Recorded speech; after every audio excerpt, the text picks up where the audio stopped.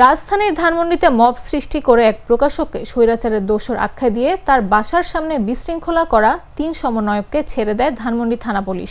মঙ্গলবার জাতীয় নাগরিক কমিটির সিনিয়র যুগ্ম মুখ্য সমন্বয়ক আব্দুল হান্নান মাসুদের জিম্মায় তাকে ছেড়ে দেওয়া হয়।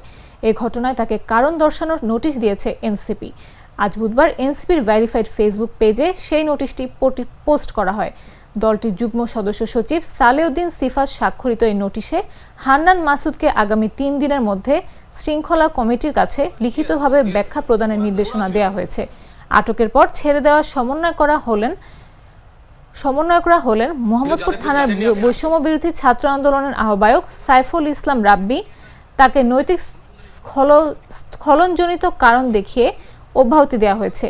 বাকি 2 জন হলেন বৈষম্য বিরোধী ছাত্র আন্দোলনের ঢাকা মহানগর শাখার সিনিয়র যুগ্ম সদস্য সচিব আফারহান সরকার দিনার ও মোহাম্মদ উল্লাহ জিসান।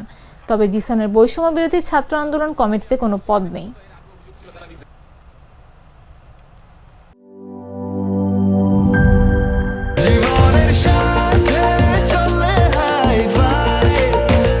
স্বাস্থ্যকর অল টাইম ফ্যামিলি কেক, সব সময় অল টাইম হেলদি লাইফ।